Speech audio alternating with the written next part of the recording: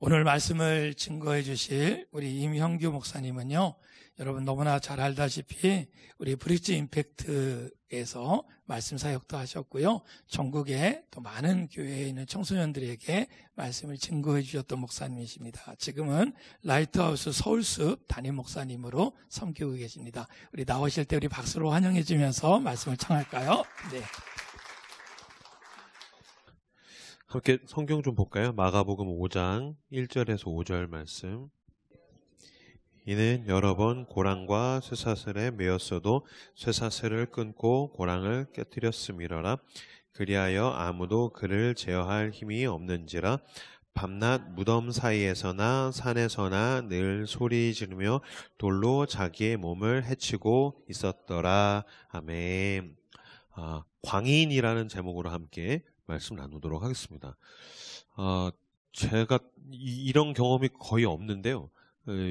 방금 설교문을 다른 걸 해야지라고 생각을 했어요. 방금 이제 우리 박현동 목사님이 이야기하신 걸 듣고 갑자기 마음이 확 뜨거워져가지고, 원래는 사실 이렇게 저는 이제 1년에 집회 한 100회 정도 갑니다. 그러면 이제 제일 잘하는 거나 아니면 이렇게 그냥 버튼 누르면 나오는 설교가 있거든요. 근데 사실 오늘 본문 설교는 내일 저희 교회에서 할 설교입니다. 근데 이게 좋을지 안 좋을지 모르겠어요. 근데 어쨌든 제가 여러분들을 진심으로 대하고 있다는 점은 여러분들이 좀 알아주셨으면 좋겠고요. 제 소개를 해주셨는데 제 이름은 임형규고요. 그리고 이제 직업은 목사입니다. 직업이 뭐냐는 이야기를 항상 듣습니다. 그래서 이렇게 카페 가서 서 있으면 저한테 사장님 얼마예요? 그러고요. 이제 카페 사장님 같이 생겼다는 얘기죠. 그리고 이제 옷가게 가서 이렇게 또 서 있으면 저한테 사장님 얼마예요? 그러고, 그다음에 이제 저는 청년 사역하다가 교회 개척했는데 제 공식 별명이 있습니다. 방금처럼 임명규 목사님 나오시겠습니다. 그래서 그때 이제 중고등부 집회였는데 뚜벅뚜벅 가서 섰더니 앞에 있는 중학생 놈이 뭐 하시는 분이세요? 그러는 거예요. 분명 임명규 목사님 나오겠다 그랬는데, 그래서 뭐 하시는 분이세요? 그래서 뭐 하는 사람 같이 생겼냐? 그랬더니 그 녀석이 한 말은 잊을 수가 없는 게, 뭐 하시는 분이세요? 뭐 하는 사람 같이 생겼어? 그랬더니 걔가 저한테 홍대 카페 주인 같이 생겼어요. 그러는 거예요. 그래서 또 홍대 카페 가봤어? 아니요. 어떻게 알아? 그렇게 생겼어요. 그러는 거예요. 그래서 집에 가서 이제 제 아내한테, 사모한테, 나 아까 설교하러 갔더니 웬 중딩 녀석이 나보고 홍대 카페 주인 같이 생겼대. 그럼 목사 사모면 아니에요. 목사 같이 생겼어. 그 녀석 눈알이 저주받았네. 그러대는데, 맞아, 당신 그렇게 생겼어. 그러더라고요. 그래서 제 공식 별명은 홍대 카페 주인이 별명이고요.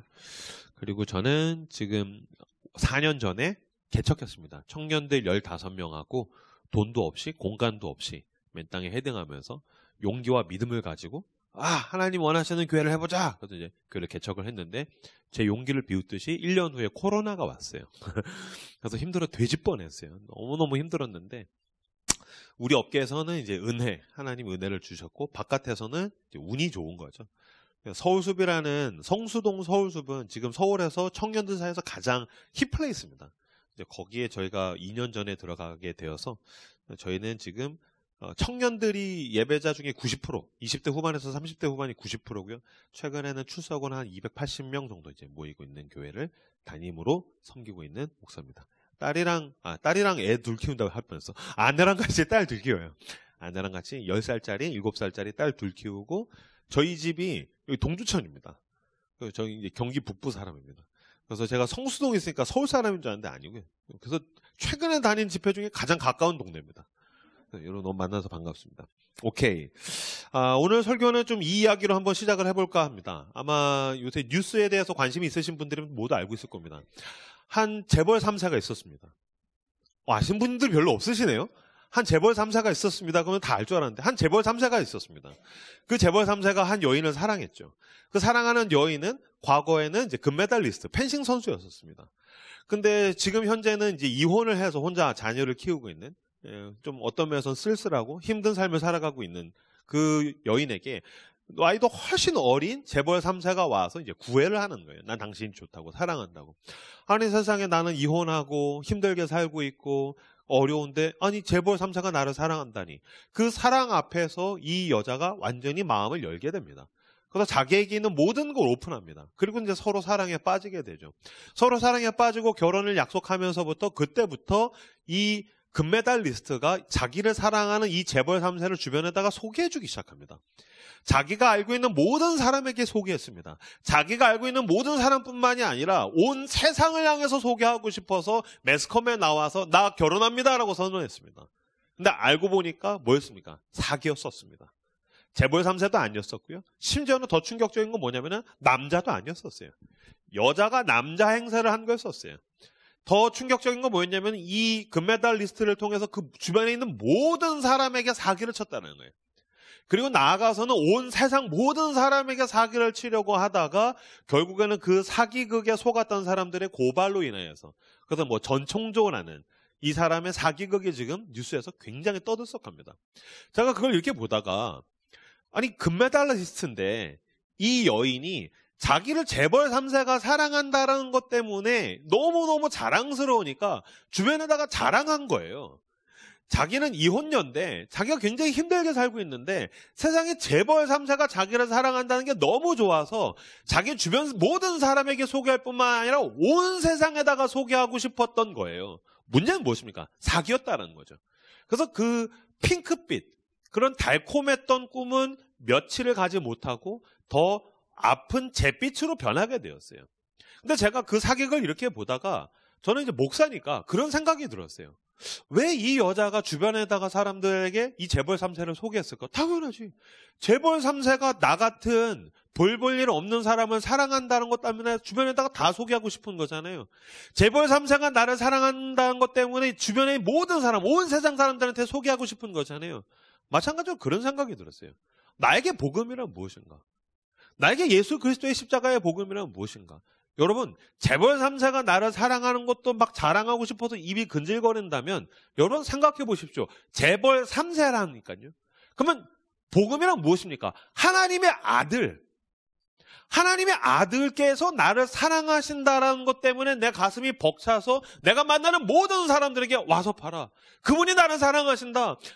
뭐 이혼녀 수준이 아니죠. 나는 죽을 수밖에 없는 죄인인데, 나는 아무것도 아닌데, 나는 경기 북부 사는 사람인데, 나는 오늘도 내 모든 죄가 탄로나면 죽을 수밖에 없는 사람인데 하나님의 아들이 나를 사랑하신다. 이게 입이 근질거려서 나는 사람들에게 복음을 전하고 싶어하고 온 세상 사람들에게 이거를 막 드러내고 싶은가?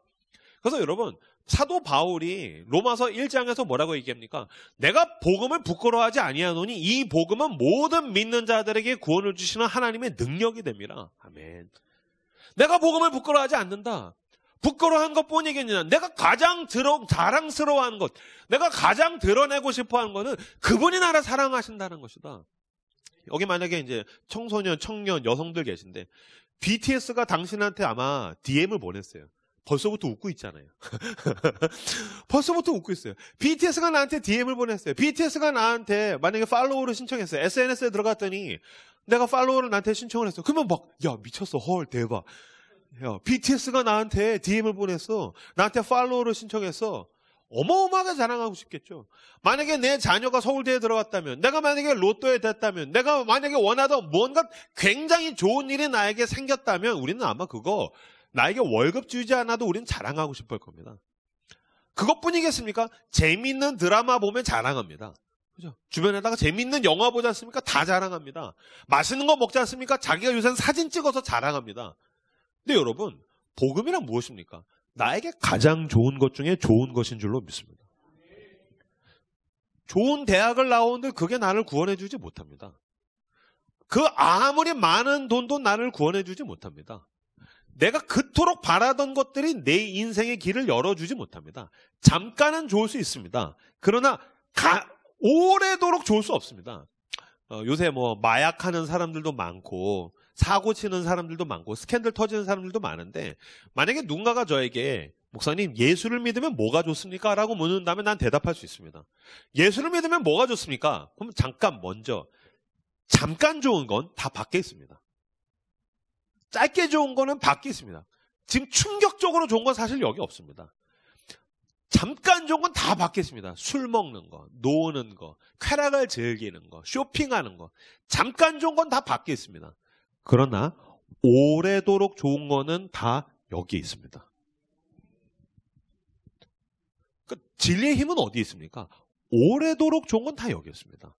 저는 하나님의 말씀을 너무너무 사랑합니다. 저는 진리를 사랑합니다. 진리가 가지고 있는 힘은 뭐냐면 가장 오래되었고 가장 오래가는 것입니다. 무슨 뜻입니까? 코로나가 와서 모든 사람들이 당황했습니다. 모든 세상이 다 뒤집어지는 겁니다. 아무도 상상하지 못했던 불예측성, 아무도 예상하지 못했던 일들이 일어납니다. 사람들이 왜 뭔가 나에게 좋은 거를 가지고 싶어 할까요? 왜 좋은 대학에 가고 싶어 할까요? 왜 좋은 데 취직하고 싶어 할까요? 왜 돈을 벌고 싶어 할까요? 왜 적금에 들까요? 보험에 들까요? 이게 나를 보장해 준다. 이게 나를 안전하게 만든다. 이게 나를 지켜줄 거라고 생각하기 때문입니다. 근데 여러분, 보험을 비싼 걸 들면 보험이 나를 지켜주는 게 아니라, 왜 영화 보셨죠? 보험을 비싼 걸 들면 주변에서 나를 죽기를 바랍니다. 내가 보험을 비싼 걸 들면 그 보험을 내가 타는 게 아닙니다. 내 주변에서 누군가 타기 때문에 보험을 비싼 걸 들면 들수록 그 사람이 빨리 죽기를 바랄 수도 있습니다. 좋은 대학이, 좋은 데 취직이, 돈이 나를 지켜주지 못합니다. 시편 11편 3절, 터가 무너지면 의인이 무엇을 할꼬? 터가 무너지면 의인이 무엇을 할꼬? 터가 무너지면 의인이 무엇을 할 수 있단 말입니까? 아무것도 할 수 없습니다. 저는 딸들한테 동화책 읽어주면서 너무너무 은혜를 요새 많이 받고 있어요. 특히 7살짜리한테 동화 읽어주면서 되게 은혜 받는데, 최근에 충격적으로 제가 봤던 게 아귀돼지 삼형제라는 동화. 아시죠? 아귀돼지 삼형제. 아귀돼지 삼형제 이야기 다시 한번 떠올려 보세요. 그럼 여러분들, 아귀돼지 삼형제라는 이야기의 교훈이, 그러니까 성실하게 굳건하게 벽돌로 집을 지어야 돼라는 이야기인 줄로 저도 알았어요. 아귀돼지 삼형제의 이야기의 교훈이 벽돌로 집을 지어라, 굳건한 집을 지어라, 그게 교훈인 줄 알았어요. 아니에요. 첫째는 지푸라기로 집을 짓고, 둘째는 나무로 짓고, 셋째는 벽돌로 집을 지었어요. 제가 우리 딸한테 그거 읽어주다가 이거 벽돌로 집을 지으라는 이야기가 아니네. 제가 쫙 읽어주다가 나이 먹고 제가 다시 알았어요. 아귀돼지 삼형제 이야기의 교훈이 뭔지 아십니까? 당신이 지푸라기로 집을 짓든 나무로 집을 짓든 벽돌로 집을 짓든 반드시 늑대는 당신을 찾아간다는 뜻입니다. 이게 여러분, 지푸라기로 집을 짓든 나무로 집을 짓든 벽돌로 집을 짓든 무조건 늑대는 당신을 찾아가는 거예요. 터가 무너지면 의인이 무엇을 할 수 있단 말입니까? 고난은 그냥 들이닥치는 것입니다. 내가 그 어떤 거로 안전망을 만들어 놓든지, 내가 벽돌로 집을 짓든지, 무슨 수를 쓰든지 간에 그냥 치고 들어옵니다. 물같이 들어옵니다. 물이 어떻게 들어옵니까? 시편에서 보면 물같이 고통이 온다라고 얘기하는데, 물은 어떻게 들어옵니까? 모든 틈새로 들어옵니다. 막을 수가 없는 겁니다. 터가 무너지면 의인이 무엇을 할 수 있단 말입니까? 그때 무엇이 나를 지켜줍니까? 오직 하나님만이 나를 지키시는 것입니다.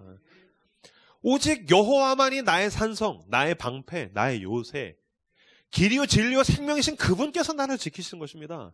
그래서 여러분, 말씀을 붙드는 것은 왜 중요합니까? 오직 이것만이 가장 오래되었고 가장 오래가는 것이기 때문입니다. 근데 우리들은 자꾸 뭘 봅니까? 내 앞에 있는 풍랑만 봅니다. 내 앞에 있는 고난만 봅니다. 방금 읽었던 마가복음 5장 그 직전에, 거라사 광인 직전에 어떤 이야기가 있냐면요, 예수님께서 야, 배에 타라. 그래서 배에 태웁니다. 배에 태우고서 제자들한테 가자고 이야기합니다. 아시다시피 예수님의 제자 중에 대다수는 어부입니다. 그럼 바닷밥 먹고 난 사람들입니다. 그러니까 그들은 물길을 알고 바람을 알고 어디에 가지 물고기를 잡을 줄 알고 풍랑 가운데서 배를 어떻게 운전을 해야 되는지 너무너무 잘 알고 있는 사람들입니다. 근데 예수님께서 배에 타라고 해서 건너편으로 가자고 했는데 가다가 보니까 뭐가 오냐면요, 풍랑이 옵니다. 참 이야기가 너무 재밌는 게요, 풍랑이 왜 왔다고요? 예수님께서 배에 타고 가자고 해서 풍랑이 온 겁니다. 예수님께서 배에 타라 그랬을 때 예수님 말 안 들었으면 풍랑이 안 왔습니다. 싫어요 하고 도망갔으면 풍랑이 안 왔었습니다. 우리 인생에 우리가 죄를 지어서 고통이 올 때도 있지만요, 예수님 말을 잘 들어서 풍랑이 올 때가 있습니다. 예수님 믿고 가다가 보니까 풍랑이 올 때가 있습니다. 뭐야? 내가 예수님을 이렇게 사랑했는데, 예수님을 따라갔는데, 예수님을 순종했는데, 내가 하나님 따라가보다 보니까 우리 교회에 풍랑이 오고 우리 가정에 풍랑이 오고 내 인생에 풍랑이 올 때가 있다라는 이야기를 지금 하시는 것입니다. 근데 풍랑이 왔는데 예수님이 어떻게 하고 있습니까? 배의 고물에서 끝에서 예수님이 자고 계십니다. 제자들은 죽겠다고 막 그러고 있는데 예수님은 구석에서 자고 있는 겁니다. 그래서 제자들이 열받아가지고 할 수 있는 거 다 하다가 막 물이 가득히 들어오니까 제자들이 예수님한테 소리 지릅니다. 우리가 죽게 되었는데 어떻게 지금 주무시고 계십니까? 예수님, 우리가 지금 죽게 됐는데 어떻게 혼자 주무시고 계십니까? 막 소리 지릅니다. 그랬더니 예수님께서 일어나셔서 풍랑을 꾸짖고 제자들을 꾸짖습니다. 근데 마태복음에서 보시면요, 마태복음에서는 순서가 뭐로 나와 있냐면 일어나셔서 먼저 제자들을 꾸짖으시고 풍랑을 꾸짖으십니다. 이 꾸짖는다는 게 뭐냐면 잠잠하게 만드는 겁니다. 그럼 예수님께서 지금 눈에 앞에 보이는 그 풍랑, 이 물 때문에 죽겠다는 것 앞에 어떻게 주님 주무시고 계십니까? 라고 그랬었을 때 주님께서 꾸짖으시는 건 잠잠하게 만든다라는 얘기죠. 그러면은 내 앞에 있는 풍랑을 잠잠하게 만들기 전에 그 앞에 먼저 예수님이 하시는 게 뭡니까? 내 안에 있는 풍랑을 잠잠하게 하시는 겁니다. 왜요? 지금 제자들이 못 믿고 있는 겁니다. 예수님이 배에 타고 있어도 나 죽을 수 있어. 예수님이 지금 배에 타고 있어도 나 죽을 수 있어. 예수님이 나와 함께 하시지만 예수님은 나를 사랑하지 않아. 어떻게 주님 주무시고 계십니까? 풍랑이 막 물이 지금 배에 들어오고 있는데 어떻게 주무시고 계시는 거예요? 어떻게 주님 지금 주무시고 계십니까? 난 죽겠습니다. 라는 이 주님을 향한 그 따지는 원망, 불평 앞에는 두 가지 생각이 있는 겁니다. 첫 번째, 주님은 나한테 무관심해. 나 지금 힘들어 죽겠는데 주님은 내게도 안 들어주신 것 같아. 예수 안 믿는 저놈들은 잘 되는데 주님은 나한테 무관심한 것 같아. 두 번째, 주님에 대한 어떤 면에서 당신은 무능력하다고 따지는 겁니다. 주님 배에 타고 있어도 나 풍랑 때문에 죽을 수 있어요. 당신은 이 풍랑과 관련이 없는 무능력한 분이잖아요. 그러니까 주님 지금 주무시고 계십니까? 라는 제자들의 원성에는 주님을 향한 주님은 나한테 무관심해. 두 번째, 주님은 무능력해. 풍랑을 잠재울 수 없어. 배에 타고 있어도 죽을 수 있어. 이 두 가지 생각을 하는 것입니다. 예수님께서 무관심과 무능력함에 대해서 뭐로 대답하십니까? 나중에 십자가로 대답하십니다. 십자가는 무엇입니까? 무관심하다고요? 아니요. 죽기까지 사랑하신다는 뜻입니다. 두 번째, 무능력하다고요? 아니요. 주님은 십자가에서 죽으셨지만 어떻게 합니까? 죄와 죽음을 이기시고 부활하셨습니다. 그는 전능자이십니다. 그는 왕 중에 왕이십니다. 온 세상을 창조하셨으며 그는 창조하셨을 뿐만 아니라 죽을 수밖에 없는 우리를 대신해 인간으로 오셔서 죄를 이기시고 죽음을 이기신 승리의 주님인 줄로 믿습니다. 그래서 로마서 8장 31절 32절에 가면요 뭐라고 나왔냐면 그런즉 우리가 무슨 말을 하리요? 만일 하나님이 우리를 위하시면 누가 우리를 대적하리요? 아멘. 하나님이 우리를 위하시면 누가 우리를 대적하리요? 그 아들을 아끼지 않고 우리를 위하여 내주시니까 어찌 그 아들과 함께 우리에게 모든 것을 주시지 않겠느냐? 아멘. 하나님이 우리를 위하시면 누가 우리를 대적하리요? 십자가를 바라봐라. 그분은 우리를 무관심하다고 사랑하신다. 무능하다고 그는 전능하시다. 그러므로 여러분 태풍이 왔었을 때는 어떻게 하는 겁니까? 나를 십자가에 묶어야 합니다. 십자가에 묶어야 합니다. 1754년에 아르장송이라는 선장 후작이 이 사람이 배를 타고서 제자들 그 선원들과 함께 가다가 풍랑이 왔습니다. 풍랑이 왔더니 갑판 위에 있는 선원들이 막 우왕좌왕하는 거예요. 우왕좌왕 막 하면서 막 죽겠다고 그러고 막 패닉에 빠져섰을 때 이 선장이 뭐라고 하냐면 모두 조용. 내 말을 들어. 풍랑이 왔어. 어차피 지금 배 아래로 숨을 데도 없어.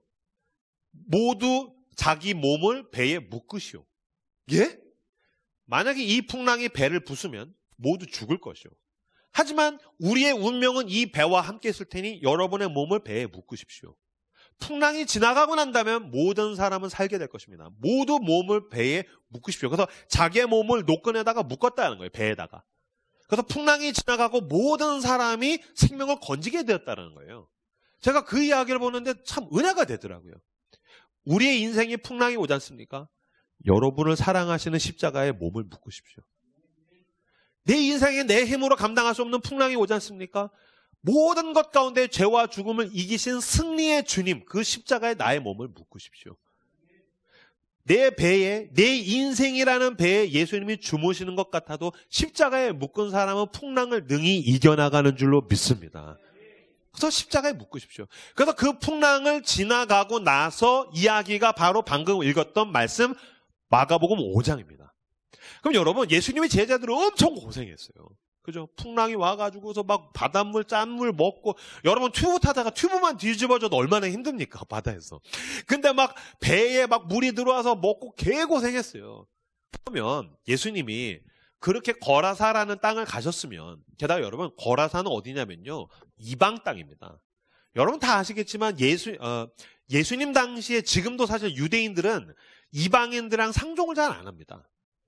심지어는 저는 얘기만 들었는데 책으로 봤는데 이스라엘에 가면 무릎이 깨지는 거리라는 길이 있대요. 무릎이 깨지는 거리. 무슨 소리야? 거기에 있는 유대인들은 너무너무 보수적이라서 길을 걸어가다가 여자를 보거나 이방인을 보면 눈을 감고 걸어간대요. 내 눈이 부정해진다고. 그래서 자빠져서 무릎이 깨진대요. 그래서 무릎이 깨지는 거리래요. 그러니까 그 정도로 유대인들은 이방인들을 쳐다도 안 보는 사람들. 거라사는 이방인들의 땅입니다. 그럼 거기는 사람이 사는 땅이 아닙니다. 여기 딱 보면 아시겠지만 나중에 그 거라사 광인의 귀신이 어디로 갑니까? 돼지떼한테 갑니다. 돼지는 유대인들에게 가장 더러운 짐승입니다. 그래서 이방인들 뭐라고 부르면 돼지라고 불렀습니다. 저건 돼지나 치는 놈들, 저건 돼지 같은 놈들. 그러니까 그들에게서 돼지 같은 놈들. 우리는 이렇게 사람을 욕할 때 동물로 빗대면 이제 개를 많이 빗대죠. 근데 요새 이제 반려견을 키워서 개라고 욕하면 안 되는데. 근데 유대인들은 독사나 돼지를 이야기했었습니다. 그 돼지나 키우는 놈들, 돼지의 땅. 근데 거기에 갔어요. 그러면은 제자들이 내가 이 돼지들의 땅에 왔어. 이 개들의 땅에 왔어. 그러고 가는데 그렇게 개고생했으면 예수님이 제자들 데리고 어디로 가야 됩니까? 동네 부자한테 갔었어야죠. 동네 유지한테 갔었어야죠. 그래서 가가지고서 부잣집 딱 가가지고 동네 유지가 있을 거 아니에요. 가서 안녕하십니까? 누구십니까? 난 예수인데 요새 아이가 아프다면서요. 안수 한번 해주고. 요새 주식하죠? 주식 5병여열 좀 늘려주고. 주식 좀 늘려주고. 뭐 이런 거 할 수 있잖아요. 이렇게 손 한번 잡아주고, 안수해주고, 병 낫게 하고, 막 집이 있다고 뭐 부동산 가격도 좀 올려주고. 그럼 주님 뭘 원하십니까? 내 제자들이 이 배에서 풍랑 맞아서 고생을 많이 했는데, 여기 뭐 비즈니스 호텔이라도 좀 잡아주고, 뭐 소고기는 바라지도 않고 돼지고기 먹으면 안 되는구나.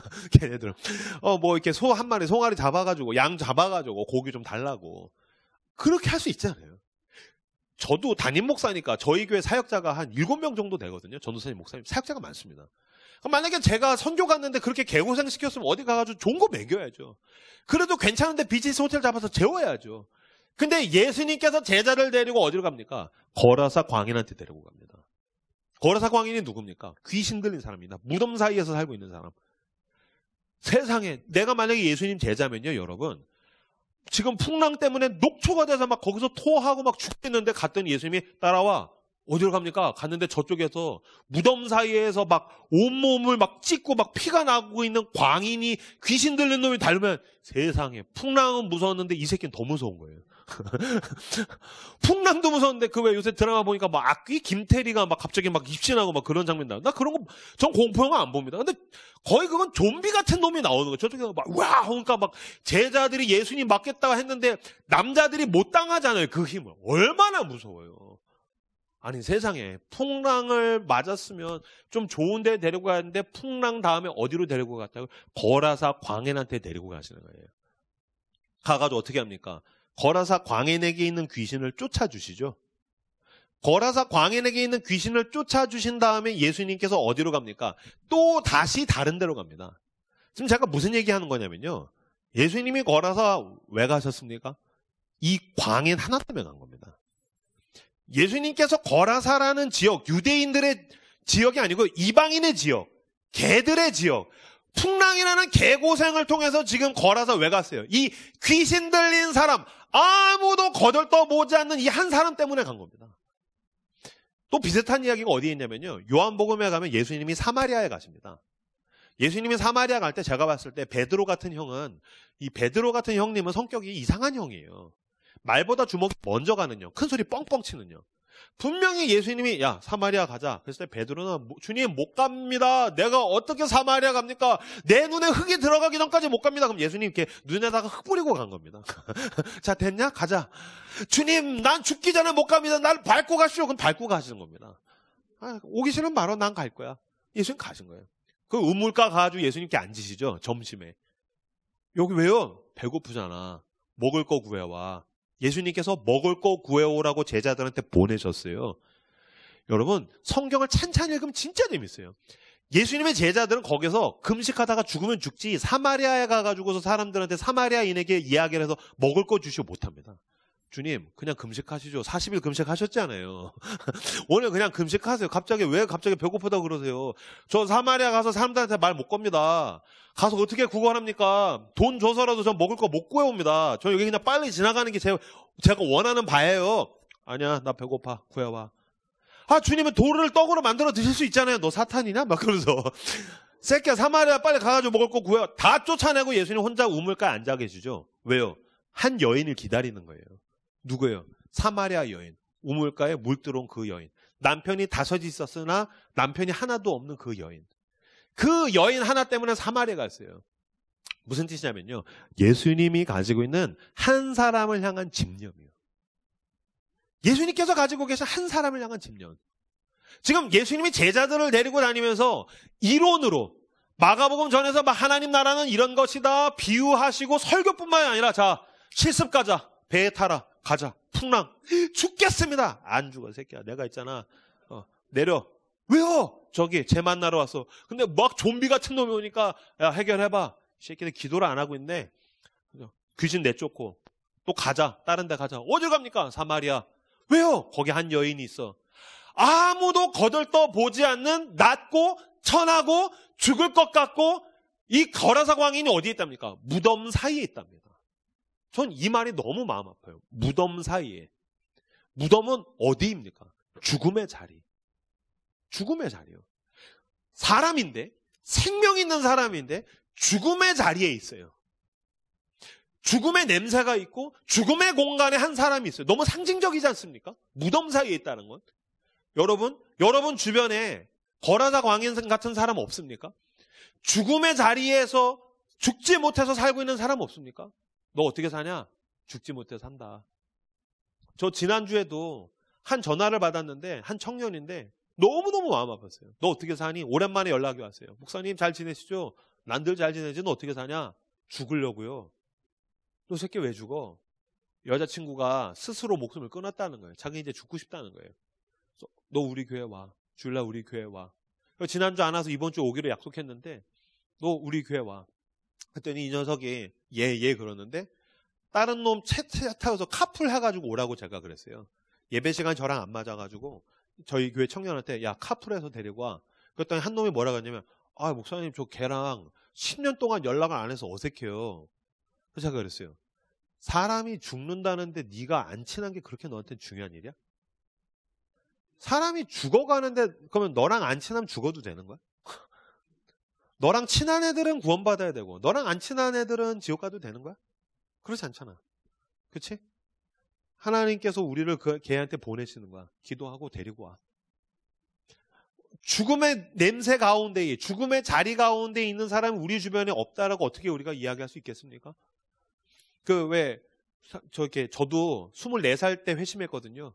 밖에서 술 먹을 때 건배할 때 저는 그 멘트가 지금도 생각하면 되게 소름 돋아요. 죽자! 죽자! 내가 왜 그때 그렇게 건배했을까? 그게 사실은 그 무의식 가운데 있는 겁니다. 죽자! 우리는 사이다 따라서 뭐라고 합니까? 길이 살겠네. 나 길이 살겠네. 생명시내가에 살겠네. 길이 살겠네. 근데 걔네들은 그 마음속에 그게 있는 거야. 죽자! 난 더 이상 살고 싶지가 않다. 어떻게 살아야 될지 모르겠다. 죽자! 무덤 사이에서 살고 있는 거라사 광인이 죽고 싶어하는 사람. 사는 게 아닌 사람. 죽자고 이야기하는 사람. 그 사람들이 거라사 광인인 겁니다. 그러면 지금 사실은 이 경기 북부에 있는 청소년 가운데 죽고 싶어하는 사람들이 얼마나 많을까요? 죽고 싶어하는 애들이. 사는 게 아닌 애들이.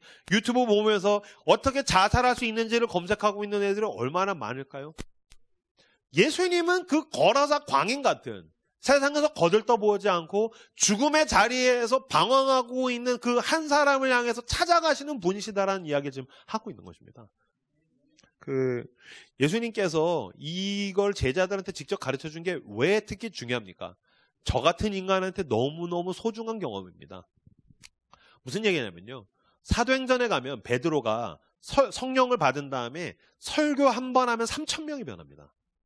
설교 한 번 하면 수천 명이 변합니다. 세례받으려고 줄을 서고요. 병자가 그림자만 밟으면 낫습니다. 어마어마한 능력이 부어집니다. 그때에 예수님의 제자들을 통해서 어마어마한 능력이 부어질 때에, 사람들이 어마어마하게 몰려들 때에, 나에게 대단한 능력이 주어졌을 때에 제자들끼리 무슨 얘기를 했을까요? 형, 이거 아니잖아. 예수님이 우리한테 가르쳐준 건 이건 아니었잖아. 이건 예수님의 능력이지만, 성령의 능력이지만, 주님 왜 형 기억나지? 뭐? 주님 우리 배 태워서 거라사 갔었어. 나 그때 배에서 돼지는 줄 알았어. 내가 예수님 깨웠다가 너 이 새끼 믿음 없다고 내가 욕 엄청 쳐먹었잖아. 그치? 야, 난 내 배에서 내렸는데 그 거라사 광에 난 지금도 꿈에서 나와. 악몽이야. 난 그렇게 무섭게 생긴 인간 난 처음 봤어. 나한테 달려들어서 내 멱살 잡고 흔들어가지고 나 돌에다가 머리 박았잖아. 막 피났잖아. 주님이 나한테 기도 안 한다고 능력 없다고 막 혼냈잖아. 근데 예수님이 그 거라사 광인 하나 때문에 거기를 가셨어. 형 기억나지? 우리 사마리아 갔잖아. 형 나 밟고 가러 누웠던 예수님 형 밟고 갔잖아. 내 눈에 흙 들어가기 전까지 못 간다 했더니 주님 내 눈에다가 모래 뿌리고 갔잖아. 사마리아에다가 먹을 거 구해오라 가지고 나 죽으면 못 간다고 했더니 막 죽여버린다 그래서 갔잖아. 그리고서 먹을 거 구해왔더니 나 안 먹어도 배불러 그래서 에이 혼자 먹었어 막 그랬잖아. 그치? 예수님은 사마리아 여인 하나 때문에 거기 가셨지. 예수님은 거라사 광인 하나 때문에 가시고 사마리아 여인 하나 때문에 가시고. 그럼 제자들의 가슴에 남아있는 거는 3,000명이 변하는 능력인가요? 한 사람을 향한 사랑인가요? 한 사람을 향한 사랑인 거죠. 그렇다면 여러분, 우리가 다 함께 아까 나의 작은 부르심이라는 노래 불렀지 않습니까? 그럼 내가 다니엘 기도회에 등장하지 못한다고 해서 막 씁쓸해할 일은 아닌 거죠. 주님, 내가 찾아가야 할 한 사람, 사랑해줘야 할 한 사람이 누굽니까? 나한테 거라사 광인이 누굽니까? 나한테 사마리아 여인이 누구입니까? 내가 누구에게로 가면 되겠습니까? 그 응답 앞에, 그 부르심 앞에 주님의 음성을 듣고 쫓아가시는 저 여러분들 다 되시기를 그리스도 여러분 축복합니다. 저 작년에 다니엘 기도회, 청년 다니엘 기도회 주 강사입니다. 그리고 올해는 부산 코스타 주 강사. 이런 거 제가 그냥 막 이렇게 진짜 이거는 자랑이 아닙니다. 왜냐면 제가 주님 앞에 갔을 때 형규야 너 뭐 하다 왔냐? 아, 저 다니엘 기도 나왔습니다. 야, 너 대단하다. 너 유명했구나. 그러실까요? 내가 너한테 능력 준 거잖아. 그건 네가 한 게 아니지. 저 코스타 그건 내가 하려고 능력 준 거잖아. 넌 그냥 무대 위에 올라온 건데 네가 한 게 아니지. 그러니까 네가 나 때문에 어떠한 고난을 받았냐고. 바울이 뭘 자랑합니까? 고린도후서에 가면 내가 40에 하나 감한매로 3번 맞고 태장으로 맞고 불로 맞고 내가 파선의 위험과 사람의 위험과 강도의 위험과 강의 위험과 바다의 위험과 그럼에도 무릎을 내가 자랑할 것이 있으니 내가 사람들 앞에서 내가 얼마나 약해졌느냐? 자기가 약하고 예수님 때문에 그 십자가의 길, 그 좁은 문, 좁은 길 가다가 내가 고난당한 걸 훈장으로 여기지 않습니까? 그 거라사 광인 하나 때문에 풍랑 맞은 것, 그 거라사 광인 때문에 내가 배신당한 것, 아픔당한 것, 고난당한 것, 대가를 치른 것, 그걸 지금 자랑하고 있는 거 아닙니까?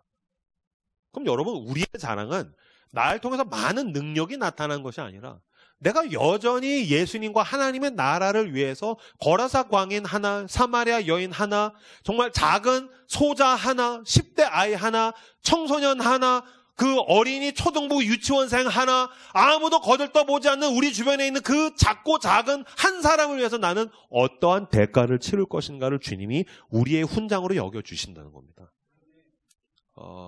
제 자랑 하나 하죠. 저희 교회 280명 모인 거, 그거 자랑 아니고요. 제게 있는 훈장.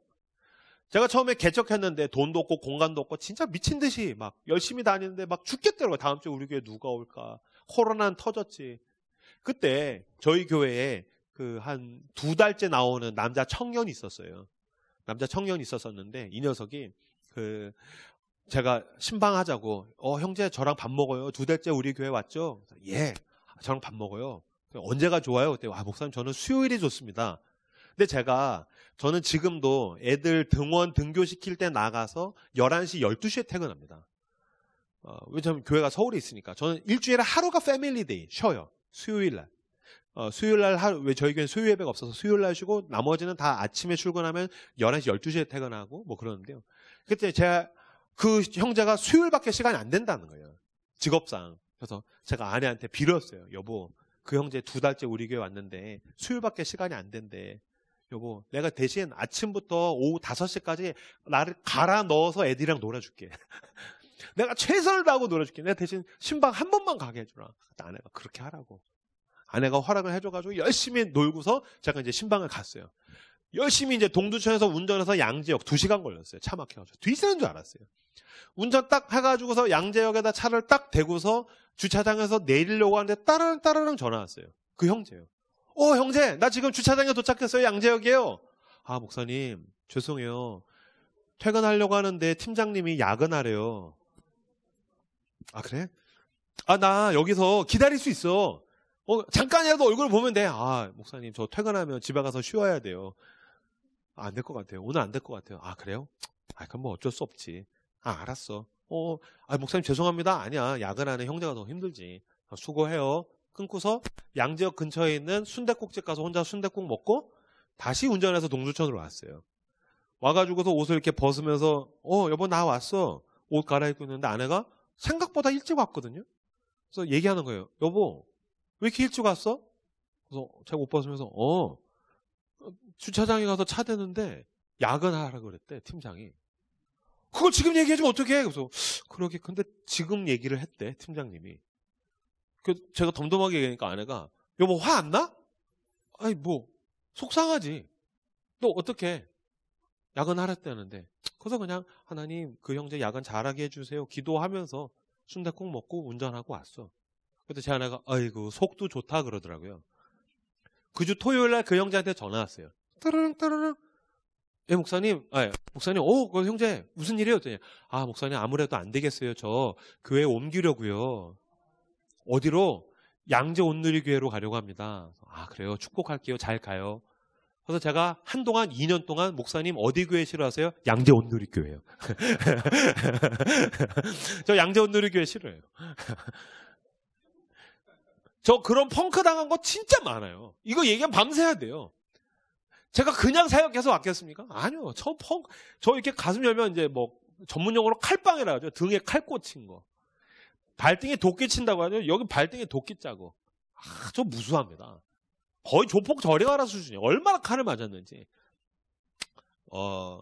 저는 제가 대단한 집회 가서 돌아올 때마다 한 번도 하나님이 야 형규야 너 진짜 대단하다 훌륭하다 너 진짜 수고 많았다 라고 하신 적이 없어요. 왜냐하면 이미 거기서 제가 받을 영광 다 받았어요. 근데 3년 동안 그 집안의 아들 정신병원에 입원해서 쫓아다니다가 막 해가지고 등에 칼 꽂히고 배신당하고 신방 갔는데 펑크 당하고 그래서 혼자 씁쓸한 마음을 어쩔 줄 몰라서 집에 가면서 하나님 저 속상해요. 주님 저 속상해요. 그럼 주님 늘 저한테 위로하셨어요. 영규야 네가 참 수고 많다. 그렇잖아요. 내가 예수님이 아니면 내가 그런 수모를 당할 일이 없잖아요. 내가 하나님이 아니면 내가 그런 꼴을 당할 일이 없잖아요. 근데 나는 거라사 광야를 향해 가시는 예수의 발자취를 따라가는 거죠. 주님이 그 사마리아 여인을 향해서 가시는 그 발자취를 따라가는 거죠. 주님이 나를 자랑스러워 하신 거예요. 넌 나를 닮았어. 넌 나를 닮았어. 마가복음 5장 한번 찾아보시겠어요?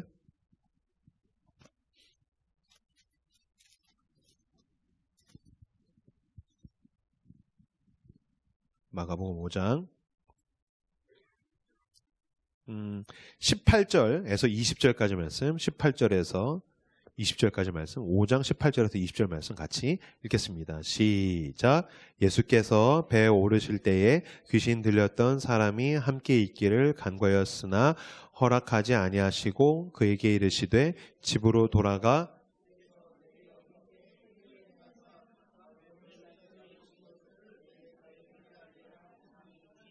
그가 가서 예수께서 자기에게 어떻게 큰일 행하셨는지를 데가볼리에 전파하니 모든 사람이 놀랍게 여기더라. 아멘. 예수께서 배에 오르실 때 귀신 들렸던 사람, 그 광인이 함께 있기를 나도 주님을 따라서 돌아다니게 해주십시오. 그랬더니 19절에 허락하지 아니하시고 그에게 이르시되 집으로 돌아가 주께서 내게 어떻게 큰일을 행하사 너를 불쌍히 여기신 것을 내 가족에게 알리라 하시니 그가 가서 예수께서 자기에게 어떻게 큰일 행하셨는지를 데가볼리에 전파하니 모든 사람이 놀랍게 여기더라. 주님을 쫓아가게 해주십시오. 안 돼. 가서 네 가족에게 알려라. 근데 여기서 알리다라는 단어가 원어로는 그 부탁한다라는 얘기입니다. 당부한다. 내가 당부한다. 여기서 말하는 가족은 혈연 가족뿐만이 아닙니다.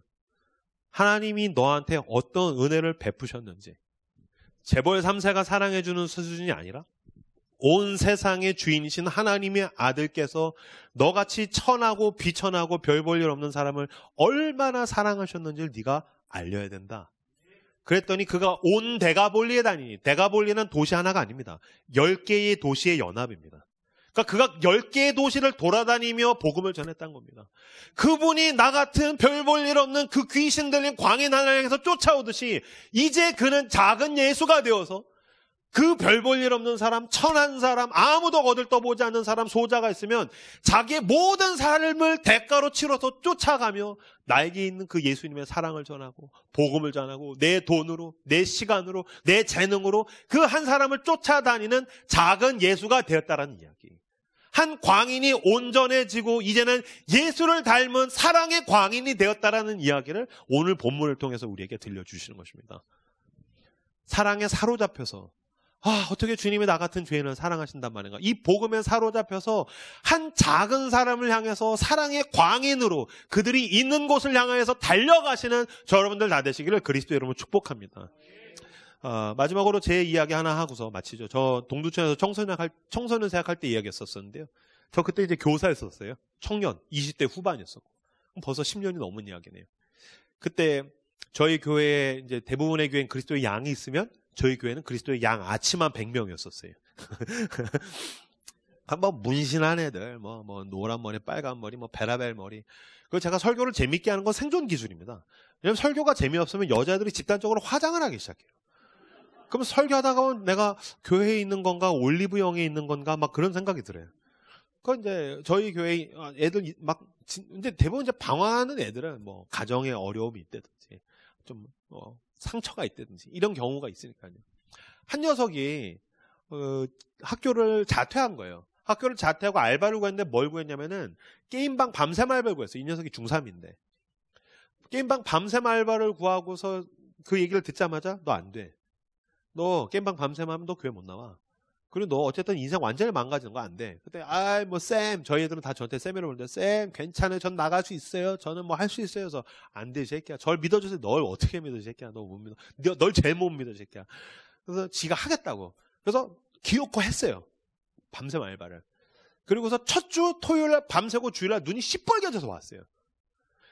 그래서 이놈 꼬라지 보니까 다음 주부터 못 오겠는데 웬걸 그 다음 주에 못 왔어요. 그래서 안 왔더니 이 녀석 전화했더니 전화 받더라고요. 2주째 안 왔어요. 그래서 제가 전화했더니 전화 안 받고 문자는 받더라고요. 3주째 안 오니까 전화도 안 되고 문자도 안 돼요. 그래서 안 되겠다. 네가 안 오냐? 내가 가야겠다. 그래서 제가 수소문을 했어요. 그때 동두천 시내에 있는 어느 3층에 있는 게임방에서 알바를 한다라는 거예요. 그래서 제가 그 주에 열심히 이제 그 녀석을 위해서 기도를 하고 하나님 이 녀석을 붙들어 주십시오. 하나님 이 녀석 마음을 움직여 주십시오. 기도를 하고 수요 예배 와서 수요일날 또 예배 드리고 수요일을 제가 디데이로 잡고서 이놈을 찾아가야겠다. 그래서 저녁에 12시부터 할 테니까 내가 12시에 집에서 출발하면 되겠다. 그래서 이제 집에서 이렇게 혼자 이제 시간을 좀 보내다가 12시 땡 돼서 제가 이제 나왔는데 그때가 6월인가 장마가 기간이라서 비가 싹 오는 거예요. 그래서 올라가서 우산을 가지고 와야겠다. 근데 올라가서 우산을 가지고 와야지라고 했는데 그때만 해도 제가 30대 초반이라서 아니다.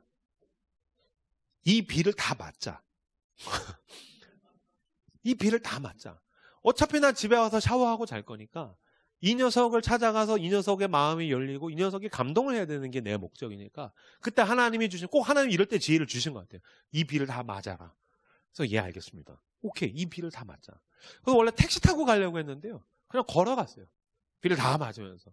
그래서 기도하면서 갔어요. 한 20분 걸어서. 하나님, 사랑하는 이제 가명입니다. 우리 호경이가. 지 때문에 지를 찾아온 이 새벽에 찾아온 지네 선생님이 머리끝부터 발끝까지 비로 쫄딱 젖어 있는 그 비 맞은 생쥐 마냥 쫄딱 젖어 있는 선생님의 마음을 보고 모습을 보고 마음이 열리게 해주십시오. 제가 막 기도하면서 갔어요. 하나님이 주신 두 번째 지혜. 1층에 딱 봤는데 김밥 천국이 있는 거예요. 그 지혜. 이 녀석이 분명히 저녁을 못 먹었을 수도 있고 새벽에 배가 고프겠지. 그래서 떡볶이 한 만큼, 이만큼, 김밥 이만큼. 샀어요. 왜냐면 새벽에 같이 있는 녀석들이 분명히 꽤 있을 테니까요. 그래서 이제 엘리베이터를 타고 하나님 뭐라고 얘기를 할까요? 하나님 주신 세 번째지. 짧게 얘기해. 하나님 꼭 저한테 문제가 생기면은 짧게 이야기하라고 하신 것 같아요. 예, 알겠습니다. 그래서 이제 딱 가서 문을 현관을 딸랑딸랑 열고 딱 들어갔는데 이 녀석이 카운터에 앉아서 어서 오세요 하다 저랑 눈이 딱 마주쳤어요. 그랬더니 깜짝 놀라면서 어떻게 오셨어요? 그러는 거예요. 그거 제가 세 마디 했던 것 같아요. 첫 번째, 어떻게 오셨어요? 첫 번째, 네가 안 와서 내가 왔어. 밥 먹었냐? 그랬더니 아니요. 그래서 두 번째, 먹어라. 아, 감사합니다. 그 다음에 이제 세 번째, 너라면 나 보러 이 새벽에 이렇게 비 맞고 오겠냐? 그때 그 녀석이 쌤 당연하죠. 그러는 거예요. 죄송합니다. 제가 그냥 그때 진짜 그냥 이렇게 얘기했어요. 너라면 나 때문에 이렇게 비 맞고 이 새벽에 오겠냐? 쌤 당연하죠. 제가 마지막으로 이렇게 얘기했어요. 지랄한다. 교회 나와라. 그리고 갔어요. 그 주 주일날 겜방 때려치고 친구 3명 전도해서 왔어요. 네. 근데 뭐 늘 제가 찾아갈 때마다 이런 일이 일어나는 건 아니에요. 그러나 예수님께서 거라사 광인을 찾아가듯이 교회로 오지 않는다면 내가 찾아가야 할 그들의 삶의 자리는 어디인가? 그들의 무덤 사이, 그들의 죽음의 자리, 그들의 어둠의 자리, 그들이 눈물 흘리는 자리, 그곳으로 내 시간과 내 돈을 가지고 찾아가서 사랑해 주어 결국엔 그들을 주님께로 이끌어내는 저 여러분들 다 되시기를 그리스도의 이름으로 축복합니다. 반주해 주시겠습니까?